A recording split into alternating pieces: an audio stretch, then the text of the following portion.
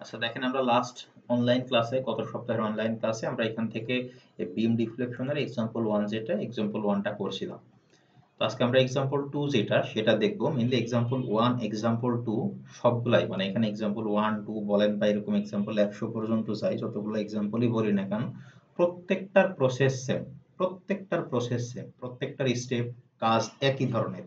শুধুমাত্র আমাদের লোডিং কন্ডিশনের উপরে ডিপেন্ড করে দেখা যাচ্ছে এক একটা বিমে এক এক রকম লোডিং কন্ডিশন থাকবে। সেই লোডিং কন্ডিশনের উপরে ডিপেন্ড করে আমাদের যে মোমেন্টের ইকুয়েশনটা ভিন্ন আসবে। তাছাড়া প্রত্যেকটা প্রবলেম প্রত্যেকটা এক্সাম্পলে একদম একই কাজ একই স্টেপ ফলো করতে হবে।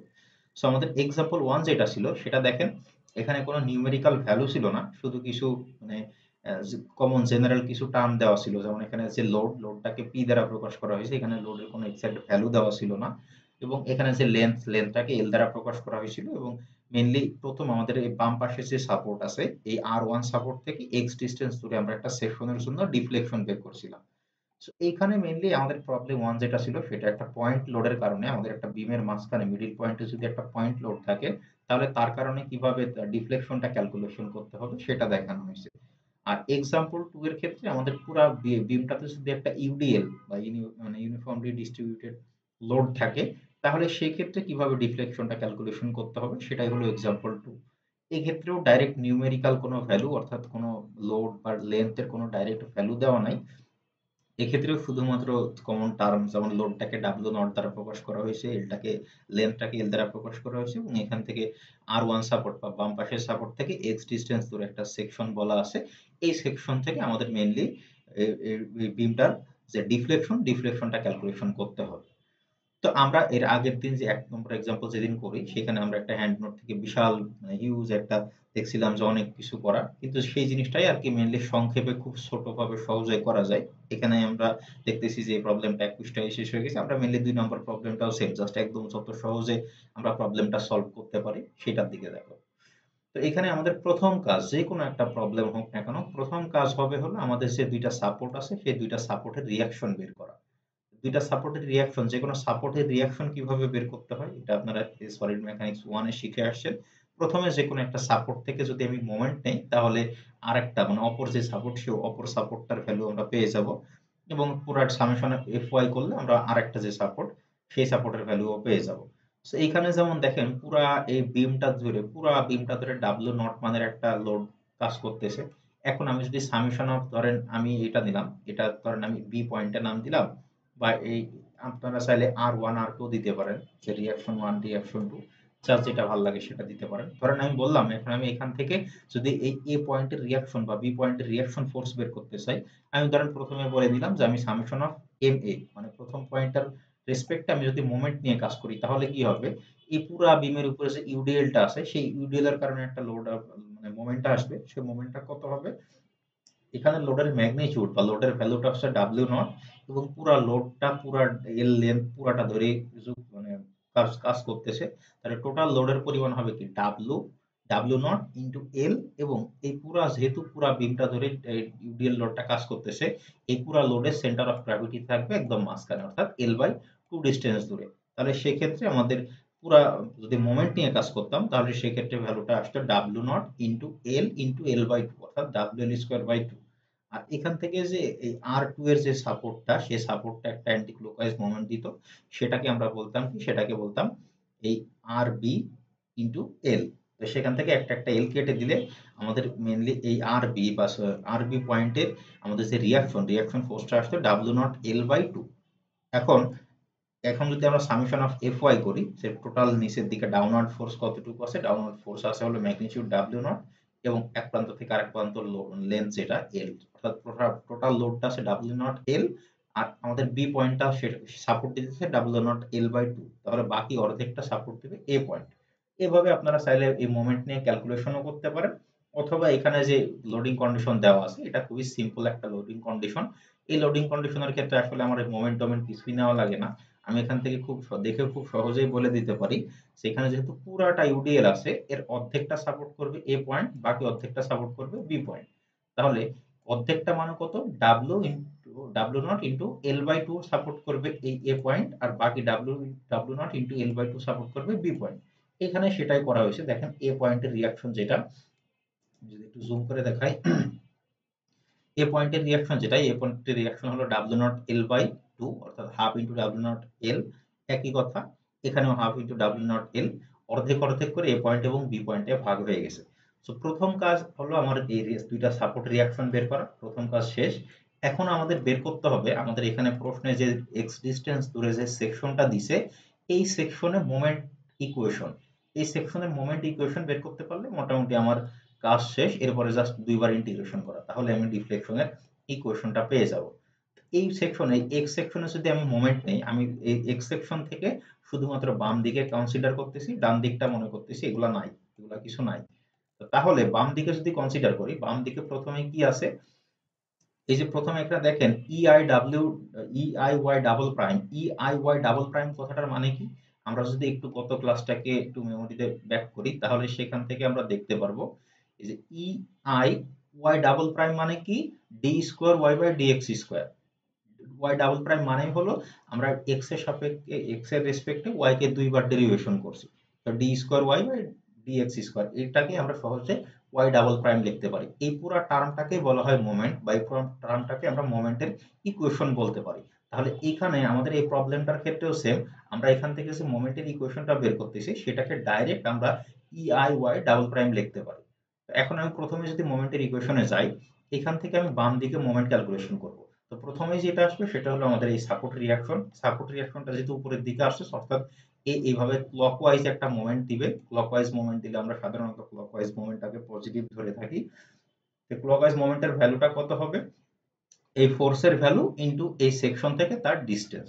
তো ফোর্সের ভ্যালু হইছে W naught L by two, এই যে half into W naught L, আর এই সেকশন থেকে এই ফোর্সটার ডিস্টেন্স হলো এক্স, তো সেটাই লেখা হয়েছে half into W naught l x. এখন তারপরে আর ফোর্স কি আছে, তারপরে আছে হলো এই সেকশন থেকে শুরু করে এই বাম পাশে সাপোর্ট পর্যন্ত একটা ইউডিএল ফোর্স আছে, যেটা নিচের দিকে কাজ করতেছে। এই সেকশনের সাপেক্ষে এটা অ্যান্টি ক্লকওয়াইজ একটা মোমেন্ট দিবে। তো অ্যান্টি ক্লকওয়াইজ মোমেন্ট দিলে আমরা এখানে মাইনাস নিয়ে নিব।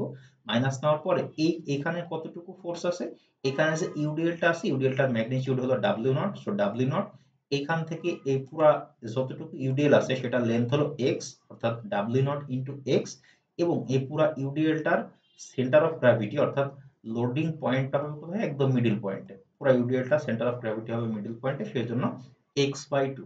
তাহলে W naught into X into X by two. তাহলে আমরা এখানে জাস্ট আর কোনো লোড নাই, দুইটা লোড ছিল, একটা সাপোর্ট এবং আরেকটা ইউডিএল। তো সাপোর্টের জন্য আমরা এই টার্মটা পাইছি, আর ইউডিএল এর জন্য এই টার্মটা পাইছি। সো এটাকে যদি আমরা একটু প্লাস মাইনাস করি, তাহলে W naught l x minus half, এই টুটাকে আমি সামনে নিয়ে আসলাম, half into W naught x, আর এক্স এর ডাব্লিউ নট এক্স স্কোয়ার। তো এটাই গেল আমাদের মেইনলি মোমেন্টের ইকুয়েশন। এখন এই মোমেন্টের ইকুয়েশনকে যদি একবার ডেরিভেশন করি, মোমেন্টের ইকুয়েশনটাকে একবার ইন্টিগ্রেশন করি, একবার ইন্টিগ্রেশন করলে আমরা পাবো ইআই সিঙ্গেল প্রাইম, এবং তারপরে যদি আরো একবার ইন্টিগ্রেশন করি তাহলে আমাদের ইআই ওয়াই, অর্থাৎ এটাই হবে আমাদের, অর্থাৎ ওয়াই সম্বলিত যে টার্মটা পাবো এটাই হবে আমাদের ডিফ্লেকশনের ইকুয়েশন। তো আমরা এই টার্মটা আমাদের মেইনলি মোমেন্টের ইকুয়েশনটা পাইলাম কি, মোমেন্টের ইকুয়েশনটা পাইলাম half into W naught l x minus half into W naught x square. এই টার্মটাকে আমরা এখন এক্স এর সাপেক্ষে ইন্টিগ্রেশন করবো। এক্স এর সাপেক্ষে যদি ইন্টিগ্রেশন করি তাহলে প্রথম টার্ম যেটা, প্রথম পার্টে দেখেন এখানে এক্স এর পাওয়ার যেহেতু কিছুই নাই, মানে এক্স এর পাওয়ারটা এখানে ওয়ান আছে, ইন্টিগ্রেশন করলে আমরা জানি যে সেই ওয়ান যেটা, অর্থাৎ পাওয়ার যেটা থাকে পাওয়ারটা সামনে চলে আসে এবং এর মাথার উপরে একটা স্কোয়ার হয়ে যায়, অর্থাৎ x two the power N, x two the power N, এটাকে যদি আমরা ইন্টিগ্রেশন করি তাহলে মেইনলি ফর্মুলাটা হয়ে যায় এরকম, এক্স এন প্লাস ওয়ান, আর তার নিচে নতুন করে যুক্ত হয় এই এন প্লাস ওয়ান, যেটা সেটাই নিচে চলে আসে। তো তাহলে এখানে আমাদের এক্স এর উপরে কিছুই নাই, মানে ওয়ান আছে। তো এখানে এক্স এন প্লাস ওয়ান মানে ওয়ান প্লাস ওয়ান, অর্থাৎ এক্স স্কোয়ার, এবং এক্স স্কোয়ার যে পাওয়ারটা, অর্থাৎ এক্স স্কোয়ারের যে টু, সেটা আবার ভাগ হয়ে যাবে সেই টু এবং এই টু, এটা একসাথে লেখা আছে ওয়ান বাই ফোর। এটা আসলে এই ইন্টিগ্রেশনটা আমার নতুন করে ভেঙে ভেঙে বোঝানোরও কিছু না, এটা আপনাদের ম্যাথের কোর্সের জিনিস, এবং আশা করতেছি আপনারা ম্যাথের কোর্সে সেটা শিখে আসছেন। তাও আমি প্রথম একটার জন্য দেখাই দিলাম, জাস্ট এক্সটা এক্স স্কোয়ার হয়ে গেল এবং স্কোয়ারের যে টু সেটা দ্বারা পুরো টার্মটা ভাগ হয়ে যায়, সেই ভাগ হওয়া দুই এবং সামনে যে দুই, সেই দুই মিলে এখানে ওয়ান বাই ফোর। মাইনাস এটার জন্য সেম, এটার জন্য যেহেতু অলরেডি এক্স স্কোয়ার আছে, তো এই স্কোয়ারের সাথে যদি আমরা আরো এক যোগ করি তাহলে হয়ে যায় এক্স কিউব, এবং পাওয়ার যত হবে সেটা দিয়ে পুরো টার্মটা ভাগ হয়ে যাবে। পাওয়ার হয়েছে কিউব, পুরো টার্মটা 3 দিয়ে ভাগ হয়ে যাবে, সেই 3 আর এই 2 একসাথে গুণ হয়ে আসবে 1/6। আর এই টার্মটাকে, যে রাশিটাকে যেহেতু একবার ডেরিভেশন করলাম, সরি একবার ইন্টিগ্রেশন করলাম, তাই তার সাথে নতুন একটা টার্ম যুক্ত হলো c1। এখন এই যে EIY প্রাইম যেটা পেলাম সেটাকে আমাকে আরো একবার ইন্টিগ্রেশন করতে হবে। এবার ইন্টিগ্রেশন করলে আমি এখানে আগেই ছিল এক্স স্কোয়ার, তাহলে এবার ইন্টিগ্রেশন করলে সেটা হয়ে যাবে এক্স স্কোয়ার প্লাস 1, তার মানে হলো এক্স কিউব। আর যেহেতু এক্স কিউব হয়েছে, পুরো রাশিটা 3 দ্বারা ভাগ হয়ে যাবে। 3 দ্বারা ভাগ করলে এই যে এখানে 4 আর নিচে 3 দ্বারা যখন ভাগ করব 3 4 12, তাই এখানে 1/12 লেখা আছে। এটার জন্য সেম, আগের থেকেই ছিল এক্স কিউব, সো এর উপরে যদি আরো এক পাওয়ার যোগ হয় তাহলে 3 + 1 4 এক্স টু দি পাওয়ার 4, পুরো রাশিটা 4 দ্বারা ভাগ হবে। আগেই ছিল 1/6 আর তার সাথে 4 গুণ করলে হয় 1/24। আর এখানে সি ওয়ান এর সাথে কিছুই নাই, মানে এক্স টু দি পাওয়ার 0 আছে, তাই সি ওয়ান এর সাথে এক্স, এবং এই এবার ডেরিভেশন ইন্টিগ্রেশন করার পরে নতুন আরো একটা টার্ম যুক্ত হবে, সেটাকে আমরা বলতেছি সি টু। তাহলে এটাই হলো আমাদের মেন ডিফ্লেকশনের ইকুয়েশন। জাস্ট আমি প্রথমে একটা মোমেন্টের ইকুয়েশন বের করলাম, এটা হলো আমাদের মোমেন্টের ইকুয়েশন। মোমেন্টের ইকুয়েশনটাকে দুইবার ইন্টিগ্রেশন করলাম, একবার ইন্টিগ্রেশন করলে আমরা এই রাশিটা পাই, এবং সেকেন্ড সেকেন্ড টাইম আর একবার ইন্টিগ্রেশন করলে আমরা এই রাশিটা পাই, বা এই লাইনটা পাই। এখন আমাদের এখান থেকে যদি ডিফ্লেকশন বের করতে হয় তাহলে কি করতে হবে, এই সি ওয়ান এবং সি টু এর ভ্যালুটা বের করতে হবে। তো সি ওয়ান আর সি টু এর ভ্যালুটা কিভাবে বের করব, আমরা এই যে আমাদের এখানে যে ফিগারটা আছে, যে চিত্রটা আছে, সেখানে আমাদের ব্রেন খাটাইতে হবে যে এখানে ডিফ্লেকশনের ভ্যালু কোথায় কোথায় জিরো হবে। যেমন আমি যদি সাপোর্টের কথা চিন্তা করি, এখানে যেহেতু সাপোর্ট আছে, এখানে কোনোভাবে বিমটা ডিফ্লেকশন হবে না, অর্থাৎ এ পয়েন্টে ডিফ্লেকশনের ভ্যালু জিরো হবে। আবার যেহেতু বি পয়েন্টেও সাপোর্ট আছে, বি পয়েন্টেও ডিফ্লেকশন হবে না, এক্ষেত্রেও ডিফ্লেকশনের ভ্যালু জিরো হবে। বাকি প্রত্যেকটা পয়েন্টে কিছু না কিছু ডিফ্লেকশনের ভ্যালু হবে। তো তাহলে আমি যদি জাস্ট এ পয়েন্টে ডিফ্লেকশনের ভ্যালু জিরো বসাই, এ পয়েন্টের ডিফ্লেকশনের ভ্যালু জিরো বসানো মানে কি, একদম এই পয়েন্টে এক্স এর ভ্যালুটাও হলো জিরো, কারণ এক্স এর ভ্যালু শুরু হয় এখান থেকে, এবং একদম এই পয়েন্টেই যখন আমরা কাজ করতেছি তখন এক্স এর ভ্যালুটাও জিরো। তো সেটা লেখা হয়েছে at X equal to zero Y equal to zero. Y মানে কি, ডিফ্লেকশন। তার মানে একদম X equal to zero point, অর্থাৎ সাপোর্ট পয়েন্টে কোনো ডিফ্লেকশন হবে না। তো সেই ভ্যালুটা যদি আমরা এখানে বসাই, এক্স ইকুয়াল টু জিরো বসাই, তাহলে দেখেন এখানে যেহেতু এক্স আছে, এই পুরো টার্মটা জিরো হয়ে যায়, এই টার্মটা জিরো হয়ে যায়, এই টার্মটাও জিরো হয়ে যায়, এবং আমরা যেহেতু বলছি ওয়াইও জিরো, মানে ডিফ্লেকশনও জিরো, তাই এই টার্মটাও জিরো হয়ে যায়। তাহলে সেজন্য এখানে লেখা আছে therefore C two equal to zero. অর্থাৎ এই এই ইকুয়েশনটা হলো আমাদের মেন ইকুয়েশন। আপনারা এটাকে 1 নাম্বার ইকুয়েশন, 2 নাম্বার ইকুয়েশন যা খুশি দিতে পারেন। দেওয়ার পরে জাস্ট এই 1 নাম্বার ইকুয়েশনে যদি আমি x ইকুয়াল টু 0 বসাই, y ইকুয়াল টু 0 বসাই, তাহলে সেখান থেকে আমরা c2 এর ভ্যালুটা পাইতেছি 0। আরেকটা সাপোর্ট কোথায় আছে, আরেকটা সাপোর্ট আছে এইখানে। এই ভ্যালুটা কত হবে, এটা হলো, দেখেন একদম এখান থেকে শুরু করে এই পুরো ডিসটেন্স, অর্থাৎ এল ডিসটেন্স পরে, এখান থেকে শুরু করে এল ডিসটেন্স পরে আরো একটা জায়গায় ডিফ্লেকশনটা জিরো হইতেছে। এখানে সেটাই লেখা আছে at x equal to l, অর্থাৎ এল ডিসটেন্স দূরেও ডিফ্লেকশনের ভ্যালুটা জিরো। তো সেম ভাবে এই ইকুয়েশনে এবার জাস্ট x এর জায়গায় l বসানো হয়েছে, আর y এর জায়গায় জিরো বসানো হয়েছে। y এর জায়গায় জিরো বসালে এই টার্মটা জিরো। এখানে যদি x এর জায়গায় l বসাই তাহলে এল কিউব, আর তার সাথে আরো একটা l গুণ করা আছে, তাহলে এখানে হয়ে যায় 1/12 w naught l to the power 4। এই যে দেখেন 1/12 w naught l to the power 4। Same কাজ এখানেও x এর জায়গায় যদি l বসাই দেই তাহলে 1/24 w naught l to the power 4। এখানে same 1/24 w naught l to the power 4। c1 into x এর জায়গায় l বসাই দিব, c1 ইন্টু l। আর c2 এর ভ্যালু যেহেতু জিরো, এখানে প্লাস জিরো দিয়ে লিখলেও হয়, না লিখলেও হয়। তো সেখান থেকে আমরা সবগুলা থেকে যদি এই c1টা রেখে বাকি সবগুলো একপাশে পাঠাই দিয়ে l দিয়ে ভাগ করে দেই, তাহলে এই লাইন থেকে প্লাস মাইনাস করে, অর্থাৎ লসাগু টসাগু করে মেনলি c1 এর ভ্যালুটা আসে minus 1/24 w not into l to the power cube. এখন এই যে c1 আর c2, এই দুইটার ভ্যালু আমি যদি 1 নাম্বার ইকুয়েশন, অর্থাৎ আমাদের ডিফ্লেকশনের ইকুয়েশনে বসাই, তাহলে দেখেন আগে সবকিছুই ঠিক থাকবে, 1/w not l x two the power cube minus 1/24 x two the power 4। Just c1 এর জায়গায় এই ভ্যালুটা বসে যাবে। আগে যখন 1 নাম্বার ইকুয়েশনে যেখানে c1 ছিল, সেই c1 এর জায়গায় এই ভ্যালুটা বসে গেছে, তার সাথে x গুণাকারে ছিল, x গুণাকারে থেকেই গেছে। আর যেহেতু c2 এর ভ্যালুটা জিরো, তাই এখানে পাশে আর প্লাস জিরো লেখা হয় নাই, এটা লিখলেও হয়, না লিখলেও হয়। এখন আমাদের যদি ম্যাক্সিমাম ডিফ্লেকশন বের করতে বলা হয়, দেখেন আমরা যদি এই বিমটার দিকে খেয়াল করি তাহলে সেটার ম্যাক্সিমাম ডিফ্লেকশনটা কোথায় হবে? যেহেতু পুরা বিম একদম এখান থেকে শুরু করে এই পর্যন্ত পুরোটার উপরে ইউডিএল আছে, এটার ম্যাক্সিমাম ডিফ্লেকশন অবশ্যই অবশ্যই তার একদম মাঝখানে হবে। কারণ কি, মাঝখানে যদি আমি একদম মাঝখানে একটা পয়েন্ট নিতাম তাহলে সেই ক্ষেত্রে দেখেন এই সাপোর্ট থেকে মাঝখানের পয়েন্টটার ডিস্টেন্স সর্বোচ্চ, আবার সেম এই সাপোর্ট থেকেও মাঝখানের পয়েন্টটার ডিস্টেন্স সর্বোচ্চ, তাই এখানে মোমেন্টটা বেশি হয়, তাই এখানে ডিফ্লেকশনও বেশি হয়। তো মাঝখান মানে কি, পুরাটা যদি এল হয় তাহলে মাঝখানের ডিস্টেন্সটা হবে L/2। অর্থাৎ এখন আমি এখানে যে নতুন ইকুয়েশনটা পাইলাম, 2 নাম্বার যে ইকুয়েশনটা পাইলাম, এই ইকুয়েশনে যদি ম্যাক্সিমাম আমাদের ডিফ্লেকশন বের করতে হয়, এখানে লেখা আছে maximum deflection will ochre at mid span. এখন মিড স্প্যান মানে কত? L/2 ডিস্টেন্স ধরে জাস্ট এই 2 নাম্বার ইকুয়েশনে যেখানে x আছে সেখানে L/2 বসাই দিব, বসাই দিয়ে ক্যালকুলেশন করে যেটা পাবো সেটাই হবে আমাদের ম্যাক্সিমাম ডিফ্লেকশন। তাহলে এখানে যেহেতু x কিউব ছিল, আমি কি করব, 1/2 L আর L/2 লেখা একই কথা, যার যেটা ভালো লাগে সেটা লিখতে পারেন। L/2 two the power cube, same এখানে x টু দি পাওয়ার 4 ছিল, L/2 টু দি পাওয়ার 4, এখানে শুধু x ছিল, এখানে শুধু L/2। তো এখানে যদি ক্যালকুলেশন করি তাহলে জাস্ট এই 2 এর উপরে কিউবটা চলে আসে, 1/2 কে কিউব করলে হয় 1/8, 1/8 এর সাথে 1/12 গুণ করলে হয় 1/96 ডাব্লিউ নট, এই এল কিউব আর এখানে আরেকটা এল আছে L to the power 4। Same ভাবে এখানে যদি ক্যালকুলেশন করি 1/2 এর মাথার উপরে যদি কিউব দেওয়া হয়, এটা ক্যালকুলেটর দিলেই দেখতে পারবেন, 1/2 এর মাথার উপরে কিউব দিলে, সরি, টু দি পাওয়ার 4 দিলে এইখান থেকে ভ্যালুটা আসে 1/16, তার সাথে 1/24 গুণ করলে ভ্যালুটা আসে 1/384, তার সাথে ডাব্লিউ নট আর এল টু দি পাওয়ার 4।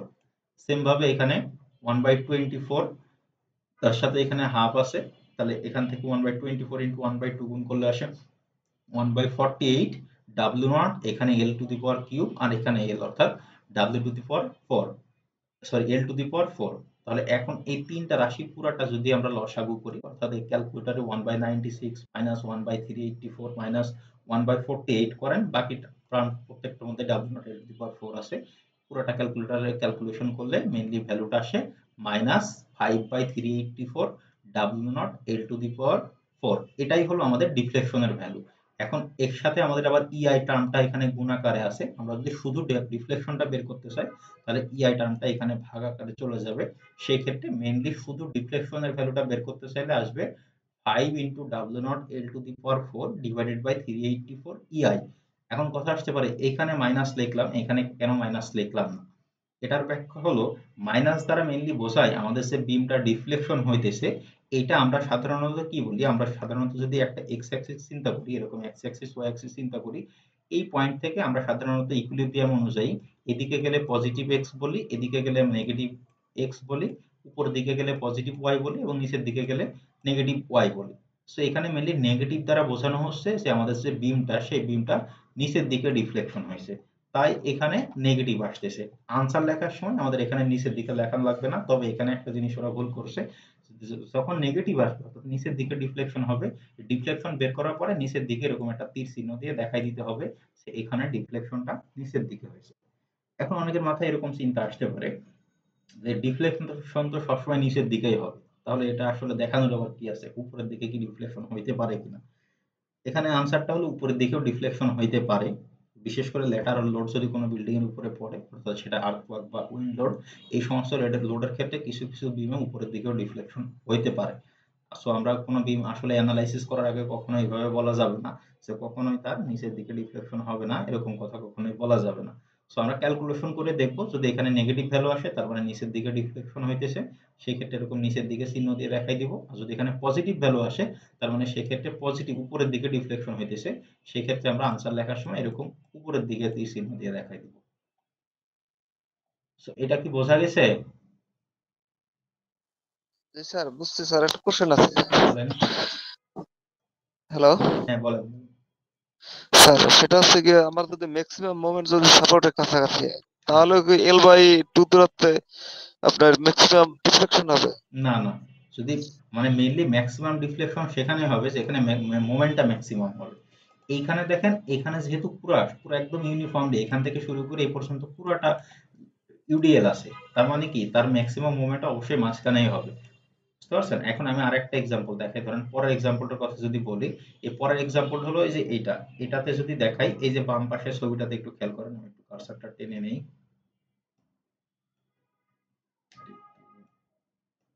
এই যে দেখেন, এই ফিগারটা যদি খেয়াল করেন, এখানে লোড আছে কোনটুকু, এইটুকু লোড আছে, তাহলে এখানে কিন্তু ম্যাক্সিমাম ডিফ্লেকশন L/2 ডিস্টেন্স দূরে হবে না। এখানে ম্যাক্সিমাম ডিফ্লেকশনটা এর মধ্যে, এই অর্থাৎ লোড যেটুকু আছে এর মধ্যে যে কোনো একটা পয়েন্টে হবে।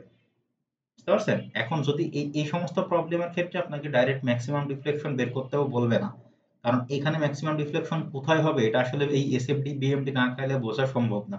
বিএমডি আঁকায় দেখতে হবে এখানে ম্যাক্সিমাম মোমেন্ট কোথায় আসে, সেখানে ম্যাক্সিমাম ডিফ্লেকশন হবে। কিন্তু এই সমস্ত ফিগারের ক্ষেত্রে, যেমন আগে যে প্রবলেমটা করলাম, এই ফিগারের ক্ষেত্রে আমি মানে খুব সহজেই বলতে পারতেছি যে এই সমস্ত ফিগারের ক্ষেত্রে ম্যাক্সিমাম মোমেন্টটা হবে একদম মিড পয়েন্টে, তাই আমরা মিড পয়েন্টে ম্যাক্সিমাম ডিফ্লেকশন বের করছি। বুঝতে পারছেন? জি স্যার। আর কারো কোনো প্রশ্ন?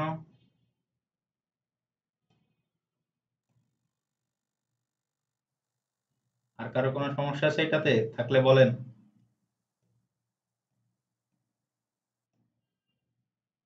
আচ্ছা, যদি সমস্যা না থাকে, আমি ধরে নিতেছি সমস্যা নাই, তাহলে আমরা পরের প্রবলেমটা দেখি। এতক্ষণ তো আমরা এক্সাম্পল 1 আর 2 যেটা করলাম, এটা তো একটু বোরিং এক্সাম্পল, অর্থাৎ সেখানে শুধুমাত্র লোডের কোনো ভ্যালু দেওয়া ছিল না, শুধুমাত্র লোডের কিছু নাম, যেমন ডাব্লিউ পি এরকম হাবিজাবি কিছু নাম দেওয়া ছিল। এখন লোডের ভ্যালু আছে এরকম একটা প্রবলেম আমরা সলভ করি, সেখান থেকে আসলে ডিফ্লেকশন কেমন হয়, কত ইঞ্চি হয় বা কত মিলিমিটার হয়, সেরকম কোনো কিছু আমরা দেখতে পাবো।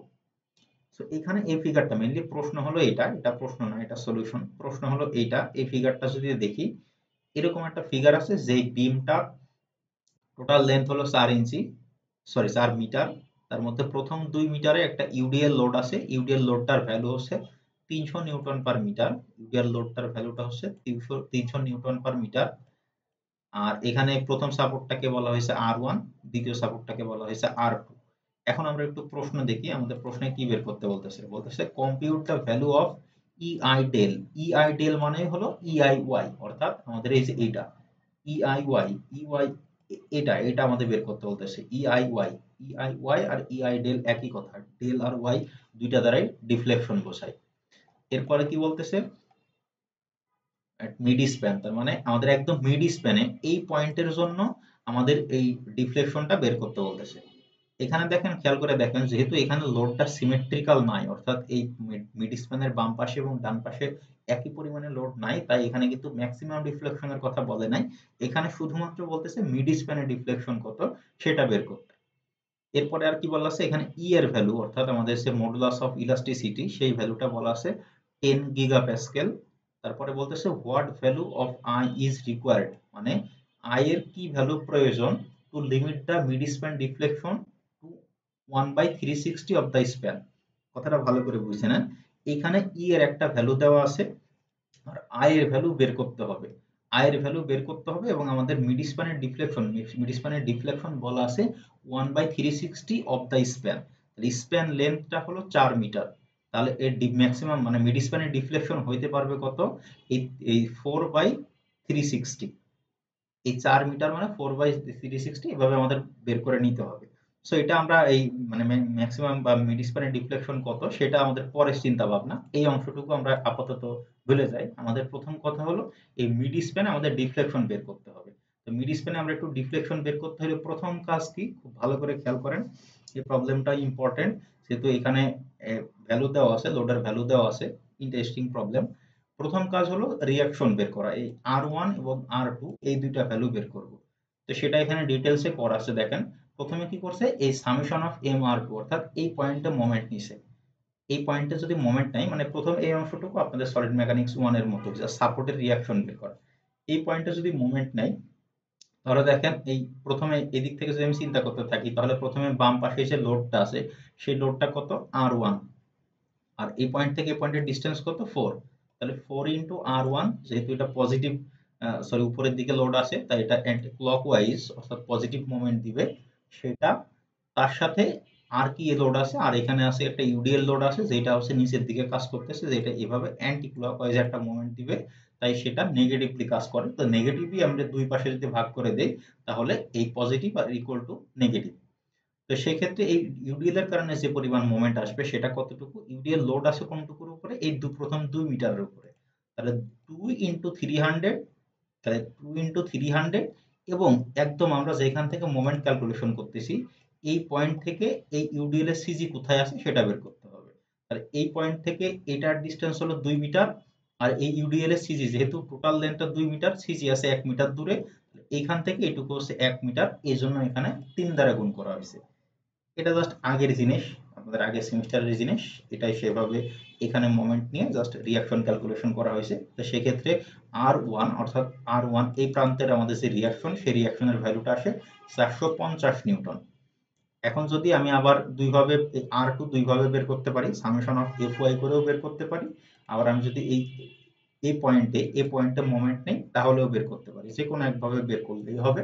এইখানে এরা প্রথম এই পয়েন্টে মোমেন্ট নিছে, এই পয়েন্টে যদি মোমেন্ট নেয় তাহলে এখানে লোড আছে একটা R2, ডিসটেন্স হলো এখান থেকে এ পর্যন্ত 4 মিটার, তাহলে 4R2 ইকুয়াল টু, এবার এখানে লোড আছে কোনটুকু, এখান থেকে এই পর্যন্ত, অর্থাৎ 2 ইনটু ইউডিএল এর ম্যাগনিটিউড যেটা 300, 2 ইনটু 300, এইখান থেকে যদি আমি এই লোডের সিজি চিন্তা করি, লোডের সিজি আছে এখান থেকে 1 মিটার দূরে, তাই 2 ইনটু 300 ইনটু 1, এটা পুরোটা ক্যালকুলেশন করলে আমাদের সেকেন্ড পার্ট, যেটা সেকেন্ড পার্টের, সেক্ষেত্রে রিয়াকশনটা আসে 150 নিউটন, অর্থাৎ R1 আসছে 450 নিউটন, R2 আসছে 150 নিউটন।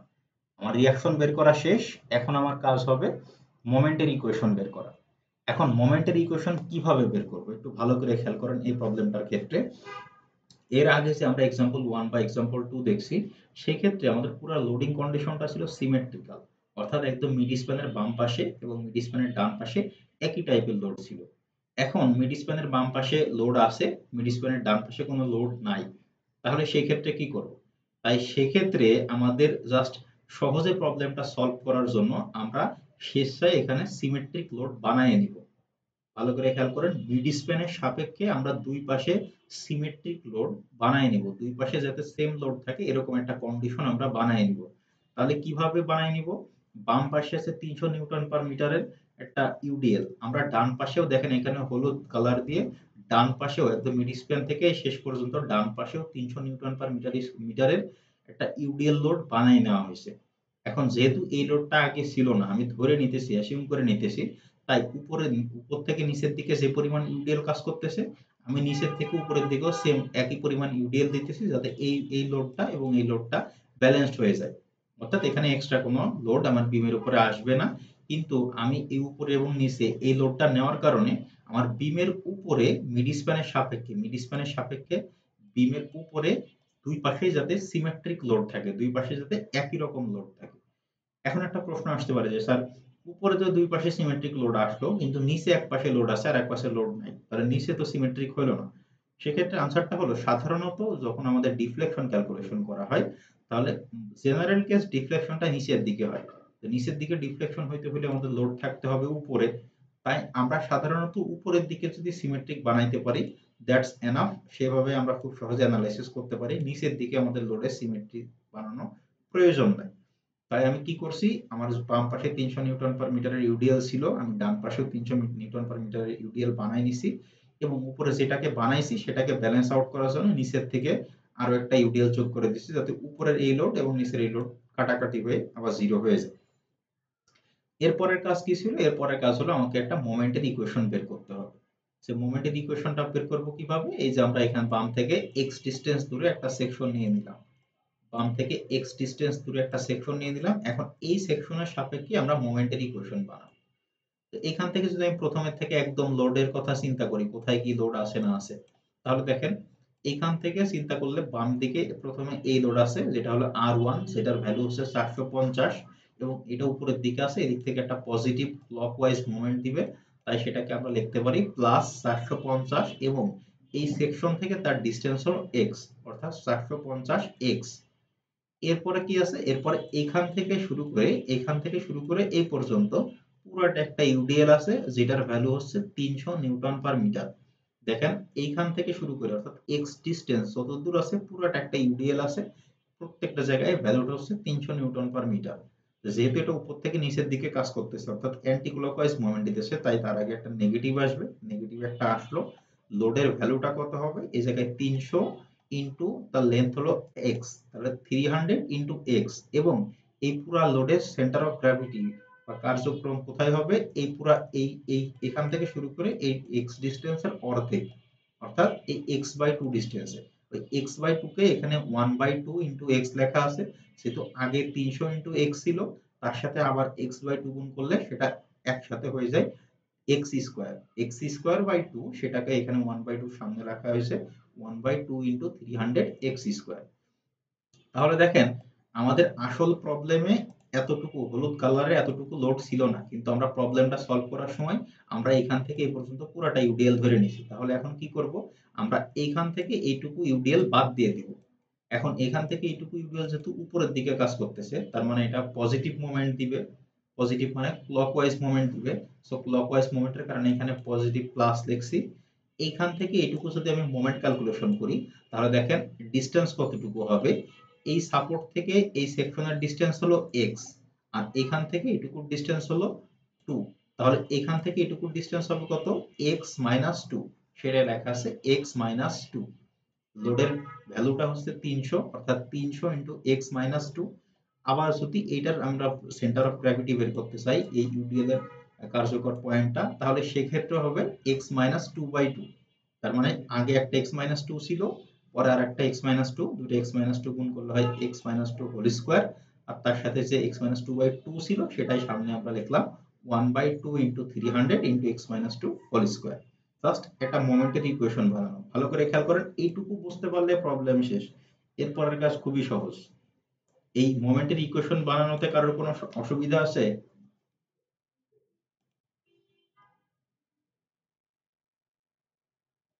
মোমেন্টের ইকুয়েশনে কারোর কোনো সমস্যা আছে? জি না স্যার। আচ্ছা, তাহলে আমরা কন্টিনিউ করি। তাহলে দেখেন এই মোমেন্টের ইকুয়েশনটাকে একটু সিম্পলিফাইড করে এখানে লেখা হয়েছে 450x। এখানে যেহেতু 1/2 ইন্টু 300 ভাগ করলে এটা হয়ে যায় 150 ইন্টু এক্স স্কোয়ার। এটাও সেম 1/2 ইন্টু 300, এটাও ভাগ করলে হয় 150 এক্স মাইনাস 2 হোল স্কোয়ার। এখন এই রাশিটাকে আমরা দুইবার ইন্টিগ্রেশন করব। প্রথমে একবার ইন্টিগ্রেশন করলাম, যেহেতু x ছিল, x এর মাথার হয়ে যাবে উপরে হয়ে যাবে x স্কয়ার। আমরা কিছুক্ষণ আগেই বললাম পাওয়ার যত হবে সেটা দিয়ে পুরো রাশিটা ভাগ হয়ে যাবে। তো x থেকে x স্কয়ার হলো এবং 450 এই দুই দ্বারা পুরো রাশিটা ভাগ হয়ে গেল। দুই দ্বারা ভাগ হলো হয় 450 এর অর্ধেক 225। এখানেও সেম কাজ, এখানে x স্কয়ার ছিল, এখানে একবার যখন আমরা ইন্টিগ্রেশন করলাম সেটা হয়ে গেল x কিউব, এবং 3 দ্বারা পুরো রাশিটা ভাগ হয়ে গেল। তো 150 কে 3 দ্বারা ভাগ করলে রাশিটা আসে 50। এখানেও ছিল x minus 2 whole square, integration করলে হলো x মাইনাস 2 কিউব, এই রাশিটাও 3 দ্বারা ভাগ হয়ে গেল। 150 কে 3 দ্বারা ভাগ করলে হয় 50, এবং একবার ইন্টিগ্রেশন করার কারণে এখানে নতুন একটা ধ্রুবক যুক্ত হলো, সেটা হলো c1। এখন এই রাশিটাকে আরো একবার যদি আমি ইন্টিগ্রেশন করি, তাহলে দেখেন এখানে ছিল x স্কয়ার, এটাকে আরো এক পাওয়ার যোগ হয়ে গেল x কিউব। এখন এই 225 3 দিয়ে ভাগ হয়ে যাবে, 225 কে 3 দিয়ে ভাগ করলে ভ্যালুটা আসে 75। এখানে x কিউব ছিল, x কিউবের যদি আমি ইন্টিগ্রেশন করি পাওয়ার 1 বেড়ে যাবে x টু দি পাওয়ার 4, এবং 4 দ্বারা পুরো রাশিটা ভাগ হয়ে যাবে। 50 কে 4 দ্বারা ভাগ করলে আসে 12.5। এখানেও same x 2 two the power 4 ছিল, 3 ছিল, সেটা ইন্টিগ্রেশন করলে পাওয়ার 1 বেড়ে 4 হয়ে যাবে। 4 দ্বারা 50 ভাগ, 50 কে 4 দ্বারা ভাগ করতে হবে, সেক্ষেত্রেও রাশিটা দাঁড়ায় 12.5 x 2 টু দি পাওয়ার 4। এবং আগে যেটা c1 ছিল সেটার সাথে কিছুই ছিল না, মানে সেটার সাথে এখন নতুন করে একটা x যুক্ত হবে প্লাস c2। তাহলে এইখানে যে রাশিটা পাইলাম এটা হবে আমাদের ডিফ্লেকশনের ইকুয়েশন। এটা হবে আমাদের ডিফ্লেকশনের ইকুয়েশন। এখন যেহেতু এখানে c1 আর c2 দুইটা অজানা রাশি আছে, এখন আমাকে c1 আর c2 এর ভ্যালু বের করতে হবে। সো এখানেও সেম কাজ, প্রথম যেখানে সাপোর্ট আছে অর্থাৎ x 0 যেখানে, সেখানে সাপোর্ট আছে, সেখানে আর কোনো ডিফ্লেকশন হবে না, অর্থাৎ at x 0 y 0। at x 0 y 0 যদি বসায় সবগুলা 0 হয়ে যায়, c2 0। এখানে বসায়ও দেখতে পারেন, এখানে x এর ভ্যালু 0 বসালে 0 হয়ে যাবে, এখানেও 0 বসালে 0 হয়ে যাবে, এখানেও 0 বসালে 0 হয়ে যাবে। কেন 0 হয়ে যাবে সেটা বলি, কারণ এটা আমি গতকালকে দেখাইছিলাম যে ব্র্যাকেটের মধ্যে যা কিছু আছে x এর ভ্যালু 0 বসানো মানে পুরোটাই 0। তাহলে পুরোটা 0 হয়ে যাবে, আলটিমেটলি c2 হয়ে যাবে 0। সেম কাজ এখন আমি যদি বসাই সেকেন্ড সাপোর্ট, যেটা সেকেন্ড সাপোর্টে যদি আমি এই 0 বসাই, তাহলে সেকেন্ড সাপোর্টটা আছে কত, x এখান থেকে এ পর্যন্ত ডিসটেন্স দূরে। তাহলে x ইকুয়াল টু 2 ইনটু 2 মানে 2 প্লাস 2 অর্থাৎ x ইকুয়াল টু 4 মিটার দূরে। তাহলে x equal to 4 metre, y অর্থাৎ ডিফ্লেকশন 0, জাস্ট এখানে ডিফ্লেকশনের জায়গায় y এর জায়গায় 0 বসাই দিছি আর x এর জায়গায় 4 বসাই দিছি। x এর জায়গায় 4 বসাই দিলে এটা ক্যালকুলেশন করে c1 এর ভ্যালু আসে -450। তাহলে এই ইকুয়েশনটা অর্থাৎ এক নম্বর ইকুয়েশন যেটা, এক নম্বর ইকুয়েশনে এখন c1 আর c2 এর ভ্যালু যদি বসাই দেই তাহলে আসে 75x cube minus 12.5x two the power 4 plus 12.5x minus 2 two the power 4 minus 450x, অর্থাৎ এই এক নম্বর ইকুয়েশনে যা ছিল সব সেমই থাকবে। c1 এর জায়গায় মাইনাস 450 বসাই দিব আর c2 এর ভ্যালু তো 0, ওটা বসানোর কোনো প্রয়োজন নাই। তাহলে এই পর্যন্ত আমার মিড স্প্যানে আমাদের ডিফ্লেকশন বের করা শেষ। এখন আমাদের বলতেছে মিড স্প্যানে ডিফ্লেকশন বের করার কথা। তো মিড স্প্যান মানে কত?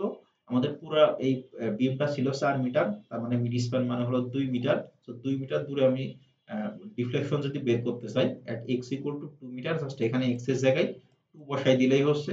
x এর জায়গায় যদি 2 বসাই দেই তাহলে এখানে x two the power cube অর্থাৎ 2 টু দি পাওয়ার কিউব, এখানে x টু দি পাওয়ার 4 অর্থাৎ 2 টু দি পাওয়ার 4, এখানে x মাইনাস 2 মানে 2 মাইনাস 2 আলটিমেটলি এই 2 আর কি 0 হয়ে যায়। 450 ইনটু 2, জাস্ট এটা ক্যালকুলেটরে বসাই দিলে ক্যালকুলেশন করলেই হয়ে যাবে। তো মিড স্প্যানে আমাদের ডিফ্লেকশনের ভ্যালুটা অর্থাৎ EIY অর্থাৎ EI ডেল যেটা বের করতে বলতেছে, EI ডেল এর ভ্যালুটা আসতেছে 500 newton into metre cube, 500 newton into metre cube. এখানে যেহেতু মাইনাস আছে, মাইনাস কথাটার মানে হলো এটা নিচের দিকে ডিফ্লেকশন হইতেছে। আমাদের প্রথম পার্ট যেটা প্রবলেমের প্রথম পার্ট যে মিড স্প্যানের ডিফ্লেকশন কত, মিড স্প্যানের ডিফ্লেকশন কত সেটা আমাদের বের করা শেষ। এখন আমাদের সেকেন্ড পার্ট যেটা প্রবলেমটা সেটা বলতেছে এখানে একটা ইয়ের ভ্যালু দেওয়া আছে, মডুলাস অফ ইলাস্টিসিটির ভ্যালু দেওয়া আছে 10 গিগাপ্যাসকেল। সেখান থেকে আমাদের বলতেছে মিড স্প্যানের ডিফ্লেকশনটা যদি 1/360 অফ দ্য স্প্যান, তার মানে স্প্যান ছিল হলো 4 মিটার, তার 1/360 করলে হবে 1/360 ইনটু 4 মিটার। এরকম যদি হয় তাহলে আমাদের এখান থেকে মোমেন্ট অফ ইনারশিয়া কত হবে সেই মোমেন্ট অফ ইনারশিয়ার ভ্যালুটা বের করতে হবে। সেটা কিভাবে বের করব? আমাদের এখানে বলাই আছে মিড স্প্যানের ডিফ্লেকশনটা হবে 1/360 ইনটু স্প্যান মানে 1/360 ইনটু এল। 1/360 ইনটু স্প্যান অর্থাৎ বিমের লেন্থ ছিল 4 মিটার, সেটা করলে আসছে 1/90 মিটার। আর আমাদের মিড স্প্যানের যেটা 1/90 মিটার আসলো, আর মিড স্প্যানে এখান থেকে আমাদের যে ডিফ্লেকশনটা, আচ্ছা এখানে এটা আর কি মিস্টেক লেখা আছে, এটা এটা হয় নাই 100/9 মিলিমিটার। আচ্ছা আচ্ছা ঠিক আছে, এটা মানে ভুল নাই, ঠিকই আছে। এখানে 1/90 যেটা মিটারে আছে এটাকে এখানে যদি মিলিমিটারে নিতে হয় তাহলে এটাকে জাস্ট 1000 দ্বারা গুণ করতে হয়। মিটার থেকে মিলিমিটার নিতে হলে 1000 দ্বারা গুণ করতে হয়। এটা আসলে এই লাইনটার প্রয়োজন ছিল না, যেহেতু আমাদের বাকি সবগুলো আগে নিউটন মিটার কিউবে আছে। যাই হোক আমরা মিলিমিটারে নিয়ে নিছে, সেটা সমস্যা নেই। জাস্ট 1/90 মিটারকে আমরা এখানে মিলিমিটারে কনভার্ট করছি অর্থাৎ 1000 দ্বারা গুণ করছি। 1000 দ্বারা গুণ করলে এই উপর নিচের একটা শূন্য আর উপর থেকে যে 1000 এর তিনটা শূন্য একটা কেটে গেলে এখান থেকে 100/9, এটা আপনার 100/9 বা যাই হোক না কেন এটা আপনার এরকম দেখা লাগবে না, আপনি ক্যালকুলেশনে ডাইরেক্ট ওই 1/90 ইনটু 1000 করে দিয়ে যেটা আসে 11 পয়েন্ট সামথিং আসে, যেটা আসে সেটাই লিখবো। এখন আমরা আসি আমাদের এখান থেকে যদি দেখি এই যে আমাদের মিড স্প্যানের ডিফ্লেকশন, মিড স্প্যানের ডিফ্লেকশন আমাদের কত, EIY বা EI ডেল ইকুয়াল টু পাইছি 500 নিউটন ইনটু মিটার কিউব। তাহলে এখানে ই এর ভ্যালু যেটা, ই এর ভ্যালু আমার প্রশ্নে দেওয়া আছে 10 গিগাপ্যাসকেল, এই যে 10 গিগাপ্যাসকেল। এখন এই গিগাপ্যাসকেল থেকে যদি প্যাসকেলে নিয়ে আসতে হয় তাহলে সেক্ষেত্রে 10 টু দি পাওয়ার 6 দ্বারা গুণ করতে হয়। আর গিগাপ্যাসকেল থেকে যদি মেগাপ্যাসকেলে নিয়ে আসতে হয় তাহলে সেক্ষেত্রে 10 টু দি পাওয়ার 3 দ্বারা গুণ করতে হয়। সরি, গিগাপ্যাসকেল থেকে প্যাসকেলে নিয়ে আসতে হলে 10 টু দি পাওয়ার 9 দ্বারা গুণ করতে হয় এবং গিগাপ্যাসকেল থেকে মেগাপ্যাসকেলে নিয়ে আসতে হলে সেক্ষেত্রে 10 টু দি পাওয়ার 3 দ্বারা গুণ করতে হয়। তো এইখানে মেগাপ্যাসকেলে নিয়ে আসছে কারণ কি? কারণ এই যে নিউটন ইনটু মিটার কিউব যেটা আছে এটাই মিটার কিউবটাকে আমরা মিলিমিটারে নিয়ে যাব। আপনারা মনে হয় সলিড মেকানিক্স 1 এ শিখে আসছেন নিউটন পার মিলিমিটার স্কয়ার, এই ইউনিটটাকে আমরা সহজ কথায় লিখতে পারি মেগাপ্যাসকেল।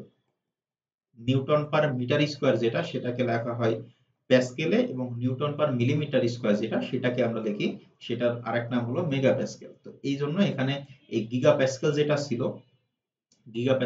ছিল সেটাকে কনভার্ট করা হয়েছে মেগাপ্যাসকেলে। কেউ যদি মনে করেন আপনি সবগুলা প্যাসকেলে কনভার্ট করে নেবেন কোনো অসুবিধা নাই, সেক্ষেত্রে এটা 1000 দ্বারা গুণ করা হয়েছে, এখানে 10 ইনটু 1000 এর জন্য তিনটা শূন্য আছে, সেক্ষেত্রে আপনি 10 ইনটু 10 টু দি পাওয়ার 9 করতে পারেন, কোনো অসুবিধা হবে না, ভ্যালু একই আসবে। তো আমরা এখানে যে সলিউশনটা আছে সেটার মধ্যে করে যদি দেখতে চাই, গিগা প্যাসকেল থেকে মেগা প্যাসকেলে কনভার্ট করা হয়েছে, তাই 10 ইনটু 1000 দ্বারা গুণ করা হয়েছে। এই আই এর ভ্যালুটা আমরা বের করব, তাই আইটা এখানে থেকেই গেছে। আর বিডি স্প্যানে আমাদের ডিফ্লেকশন পাইছি 100/9 মিলিমিটার, অর্থাৎ 11 পয়েন্ট সামথিং মিলিমিটার, এটাই ভগ্নাংশের উপরে 100/9, সেটা এখানে রেখে দিলাম। এবং এই পাশে কত পাইছিলাম, 500 নিউটন ইনটু মিটার কিউব, তাহলে 500 নিউটন ইনটু মিটার কিউব।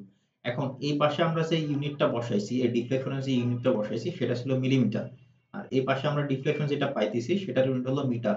তাহলে এখন মিটার থেকে আমাদেরকে নিতে হবে মিলিমিটার। 1 মিটার সমান কত, 1000 মিলিমিটার। এখানে যেহেতু মিটার কিউব আছে, তাই এখানে 1000 কিউব দ্বারা গুণ করা হয়েছে। তো এরপরে জাস্ট নরমাল ক্যালকুলেশন, এটা ক্যালকুলেটরে বসানোর পরে এই 10,000 দ্বারা ভাগ করবেন, তারপরে এই যে 100/9, অর্থাৎ জাস্ট এখান থেকে নরমালি আই এর ভ্যালুটা যদি বের করি, তাহলে সেটা আসে কত, এখানে আসে হলো 4500,000, অর্থাৎ 45 lakh millimetre to the power 4।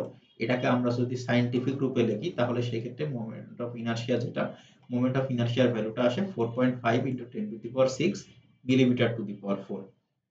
কেউ যদি মনে করেন এখানে 1/90 মিটারে পাওয়ার পরে আপনার কোনোটাকে মিলিমিটারে কনভার্ট করবেন না, সবগুলোকে মিটারে করবেন, তাও কোনো অসুবিধা নাই। কিন্তু সচরাচর সাধারণত মোমেন্ট অফ ইনার্শিয়া যেখানেই দেখবেন না কেন, মোমেন্ট অফ ইনার্শিয়াটাকে মিলিমিটার টু দি পাওয়ার 4 ইউনিটে প্রকাশ করা হয়, তাই এখানে মিলিমিটারে কনভার্ট করা হয়েছে। সো কাজ কাজ বা পুরো ম্যাথের স্টেপ কিন্তু আগের মতোই সেম। এখানে আমাদের ডিফ্লেকশন বের করার পরে আমাদের শুধুমাত্র ই এর ভ্যালুটা দেওয়াই আছে, এখানে ই এর ভ্যালুটা দেওয়াই আছে, আর ডিফ্লেকশনের ভ্যালুটা তো আমি পাইছি। আর এখান থেকে জাস্ট আই এর ভ্যালু যেটা, আই এর ভ্যালুটা আমরা জানি না, আই এর ভ্যালুটা বের করতে হয়েছে। এর বাইরে আর কোনো কাজ নাই। প্রবলেমটা কি বোঝা গেছে?